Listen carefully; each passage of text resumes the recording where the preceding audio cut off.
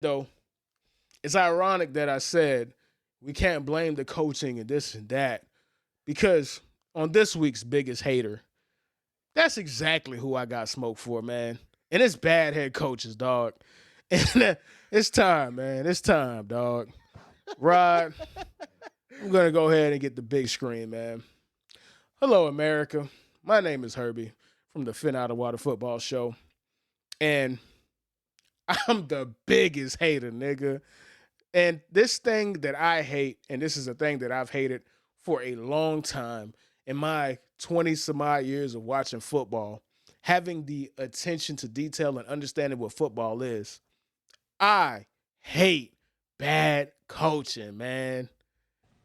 Oh man, hey.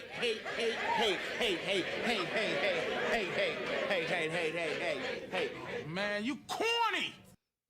I hate bad coaching. I despise bad coaching. It is something that's detestful. It is something that's disgusting. It is something that has no business being in the NFL. But the problem with the NFL is that there's only 32 jobs. And quite frankly, 32 of these motherfuckers are not equipped to handle it. We should never have a situation where we get the Nathaniel Hackett's. We should never have a situation where we get the Mike McCarthy's for 20 fucking seasons. We should never get a situation where we get somebody that we saw have one of the worst coaching debacles in recent history on Thursday in front of the world. While we was out here getting our cranberry sauce and our stuffing together, putting our macaroni and cornbread on our plate, we saw a grown-ass man absolutely fail his team. Matt Eberflus. I can't stand coaches like you. You are a black eye to the NFL. How did you get hired? Who vetted you? Who let you walk in the door and said, you know what? This guy looks like the leader of men. Ryan Pohl, the Bears ownership. There's a reason why the Bears have never produced a good quarterback in its entire history. Because y'all don't know what the fuck y'all doing. Y'all let a grown man walk in fool and finesse y'all and thinking he was capable for the job. 34 seconds with a timeout, and you don't even get a field goal off when all you needed was 10 yards? Holy shit. Matt Eberflus failed the Chicago Bears. Matt Eberflus failed his offense. Matt Eberflus failed his young rookie quarterback. Man, I hate bad coaching, man. Man, I hate bad coaching, dog. Woo! I'm sorry, Rod. I had to get that one out of my chest, man. Hey, man, you know what? You gotta do what you gotta do, man. Hey, listen, you know what, Herbie? I gotta give you a clap for that one, man. Well said, man. I appreciate you, bro. Appreciate you. Well said, bro. And Well again, said, bro. obviously, I take it personal, and I'm close to it. I'm seeing it with Mike McCarthy. I seen it with Jason Garrett. I hate bad coaching. I truly do, because it sets everybody back. Everybody loses on a team if your head coach sucks. Everybody loses on a team if your head coach is ass. And you have a situation with the Bears, and again, there's a lot of faults with Caleb Williams, but that ain't one of them, dog. Your job as a head coach, you have one job, dog. Put your team in the best position to win. You're not going to win every game. You're not going to win every drive. You're not going to win every possession.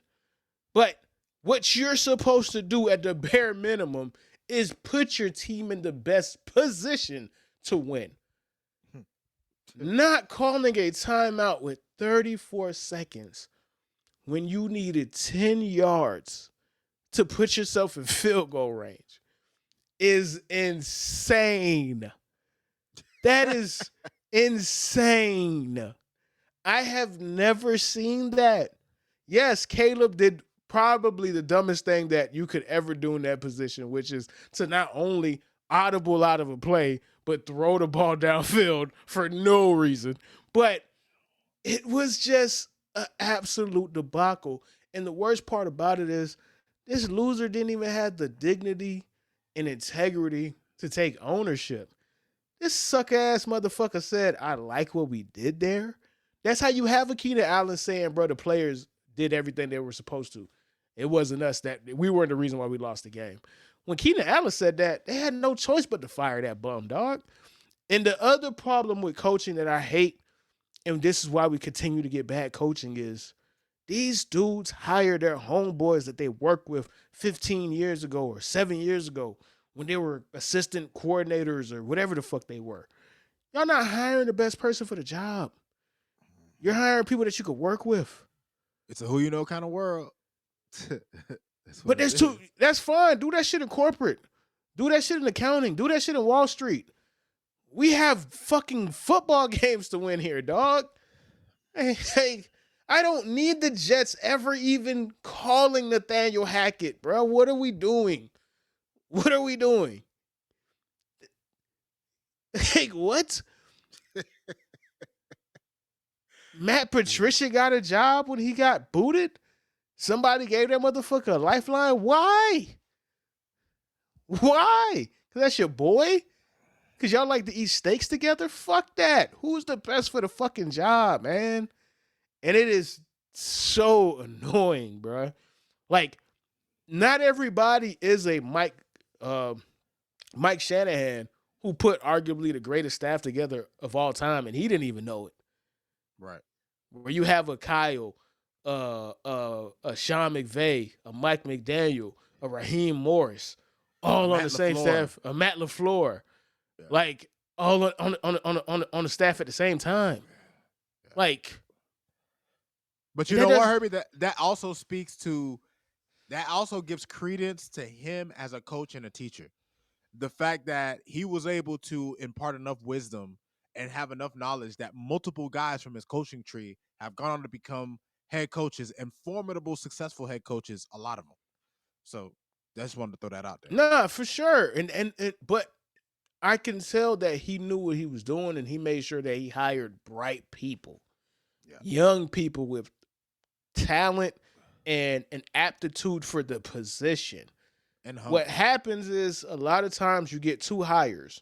You get people that either did the position before, and a lot of these owners are just familiar with who that person was, whether they're the best for the job or not, or they just get who is the next hot coach.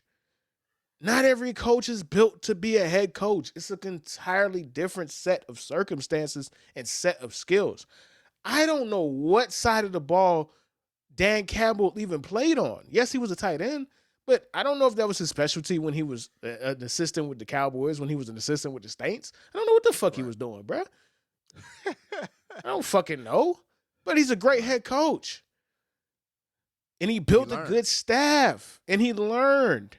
He built a good staff. And ironically, the only reason why he got that job is because he got that job to be a sacrificial lamb.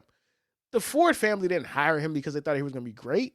They hired him because they wanted to have somebody that they could use and be a shield while they lose to get to the person that they actually wanted.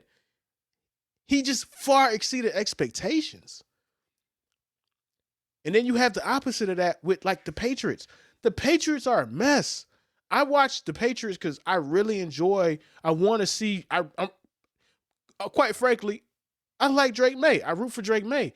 I watch this team put this young man behind the 8 ball play after play after play after play. Even on the touchdown pass that this young man threw, there was 2 wide receivers in the same spot. He had to make one of the best throws you'll see all weekend to get that in that situation. That was actually a pretty great throw to Austin. I think it was Austin Hooper. It was Austin Hooper. There was three Indianapolis Colts in the area because the wide receiver was in his way. They're not supposed to. He had to wait for him to clear out. Yeah, I saw. Yeah, and he didn't clear out. He just stopped right in front of Austin Hooper. So Drake May had to make one of the best throws over in literally in between 3 defenders. And he had to throw Austin Hooper. Like, you're making a job harder than it needs to be because you have poor coaching. It grinds my gears, dog. Like, we have to just call a spade a spade. Just like y'all want to have smoke for these young quarterbacks, a lot of these coaches are not good at their jobs, dog. There's not 32 good head coaches. There's not Nope. 32 good offensive coordinators. There's not 32 Nope. good defensive coordinators, dog. Nope. Somebody just has to have that position filled. And it is a black spot on the league that does not get talked about enough, man. All right. Woo, My man, boy Cook. You cook, boy. Yeah, my throat hurt, bro.